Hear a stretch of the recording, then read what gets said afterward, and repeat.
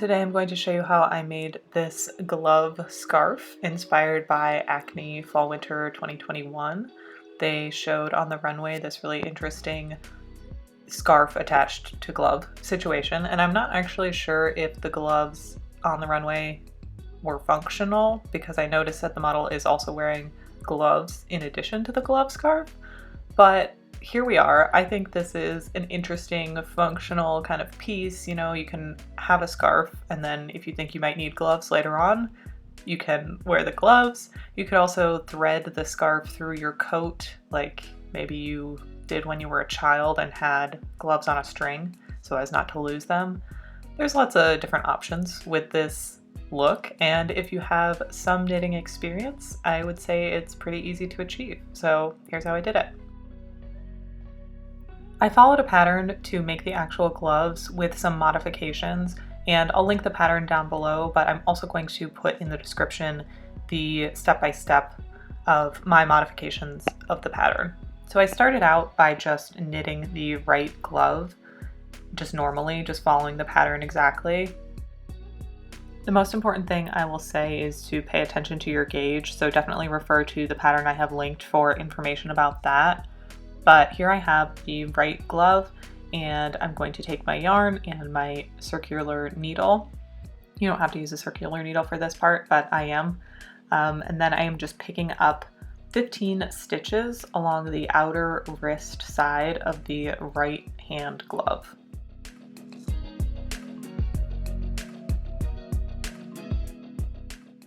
And as you can see, I was struggling a little bit.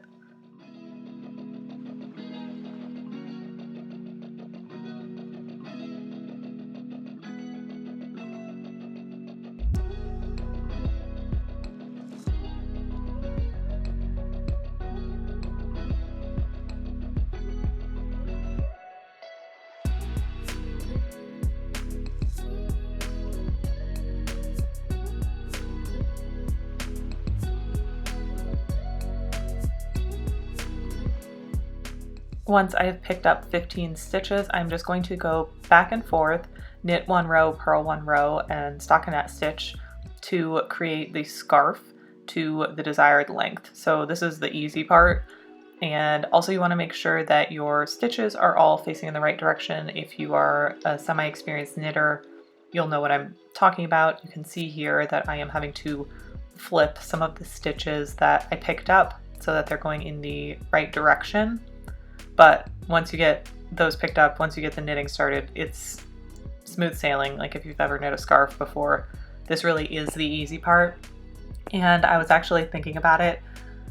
If you wanted to make this even easier, you could just follow the pattern for the gloves, make each glove individually, and then just knit a scarf and stitch everything together. Like that would be just as effective, but I just wanted to see if I could make this work. So that's what I did, and that's what we're doing, and that's what the notes in the description are going to tell you how to do, but you don't have to do it that way.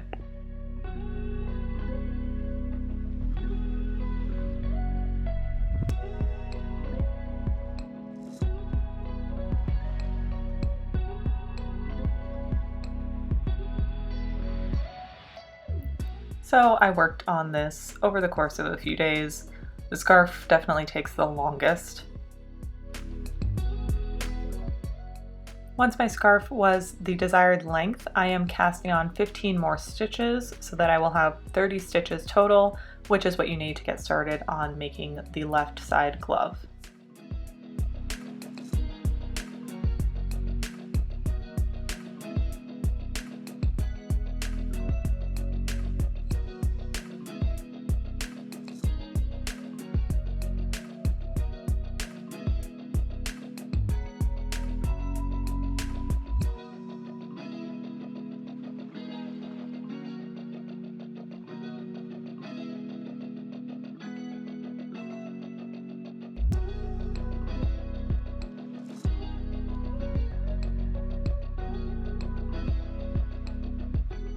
And then I am slipping those stitches onto my double pointed needles.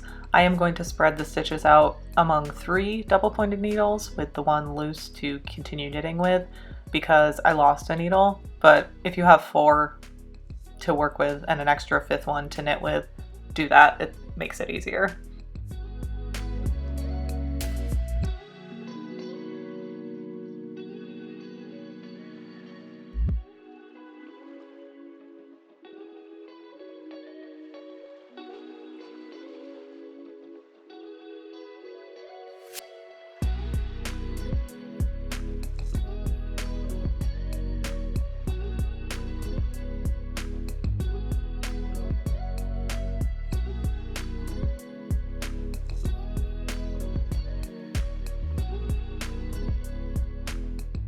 The stitches are now spread among the needles, and I'm going to do a place marker so that I know where the beginning of the row is.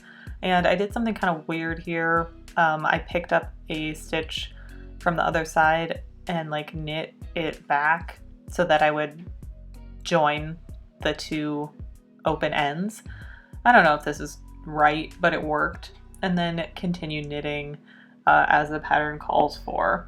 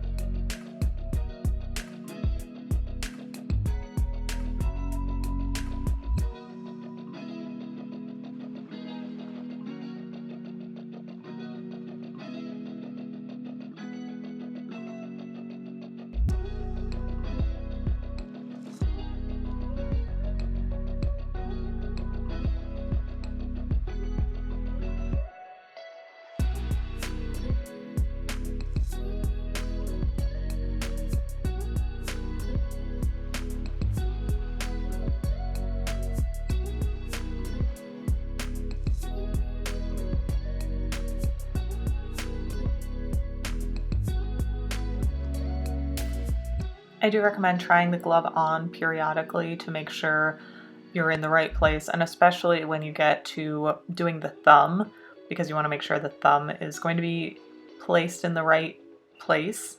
So that's what I'm doing here, trying to figure out also where, like how many stitches I should knit before I put stitches onto a holder for the thumb.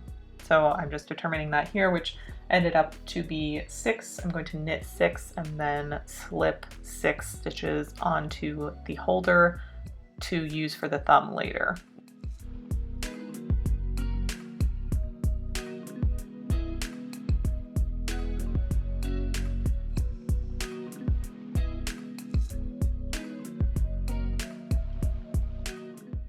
Checking again once I have finished that row, the thumb placement seems to be correct.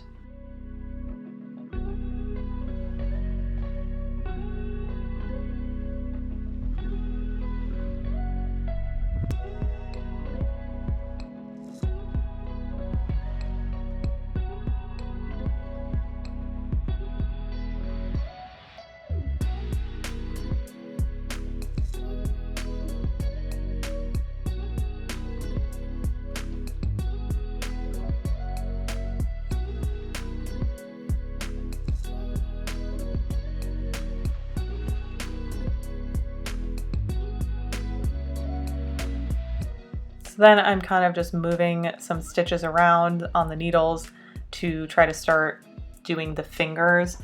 This got a little bit confusing for me too, because I was trying to mirror what I had done on the other hand. And the best advice I can give you is to just logically look at where you're placing the fingers, especially in relation to where you placed the holder for the thumb stitches. And that is kind of your guiding light. If you have specific questions, if you're actually going to make these, definitely leave them in the comments. I will do my best to answer them. But I have not done a knitting tutorial before, like specifically in the weeds like this.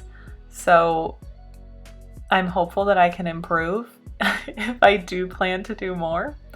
But I hope that for now, the visual demonstration of what I'm doing here in this exact moment, I am picking up some stitches in between the pinky and the ring finger. Yeah, and then knitting around, knitting the fingers. Once you do one finger, it gets so much easier to do the rest of them. And if you make mistakes, if you leave holes, you can always just sew them closed. That's an amazing knitting hack too.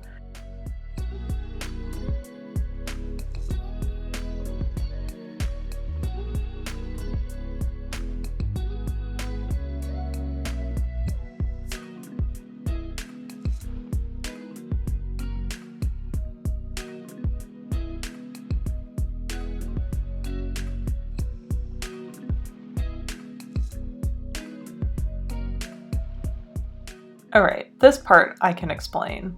To finish off a finger, cut your yarn, and then you're going to just slide each stitch onto that piece of yarn that you just cut. So I apologize that it keeps going in and out of focus, but you will just slip each stitch off. Instead of doing like a traditional cast off, you will just slip each stitch off onto that one strand, and then you'll be able to pull the strand taut and it will close up all the stitches in the finger. And then when you're doing your stitching at the end to weave in the ends, you can just put that back into the finger and knot it off.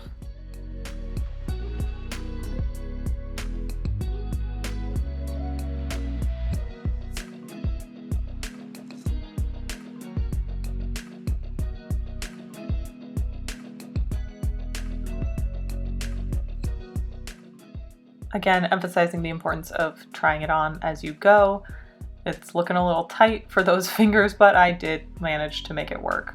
So as you can see, I have all those loose tails off of the fingers that need to be woven in, and there are also some holes that we need to fix, but that's easy enough.